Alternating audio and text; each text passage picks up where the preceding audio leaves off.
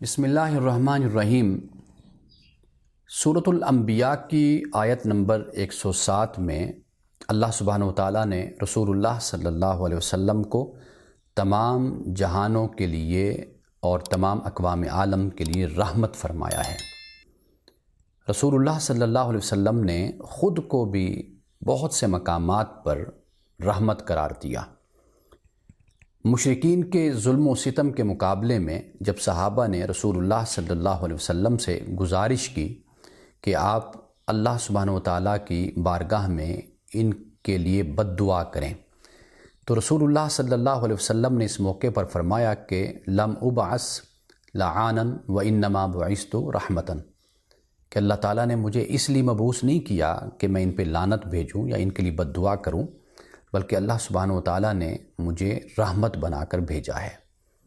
اور اسی طرح رسول اللہ صلی اللہ علیہ وسلم نے فرمایا کہ ان اللہ بعثنی رحمتا للعالمین وہدی للعالمین، کہ بے شک اللہ سبحانہ وتعالیٰ نے مجھے مبعوث کیا تمام اقوام عالم کے لیے رحمت بنا کر اور تمام اقوام عالم کے لیے ہدایت بنا کر۔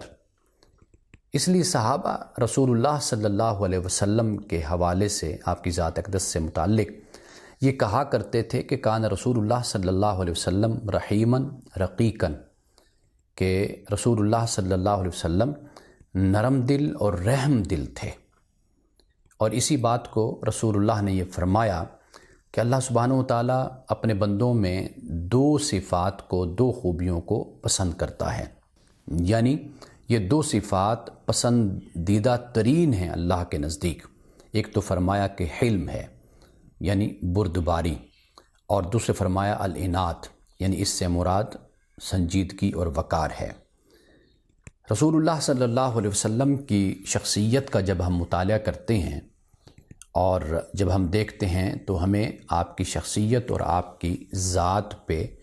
جو صفت غالب نظر آتی ہے وہ صفت رحمت ہے، اور یہی صفت رحمت ہے کہ جو قرآن بیان کرتا ہے کہ مسلمان مومن بھی اپنے اندر نرمی کو اور رحمت کو پیدا کرے۔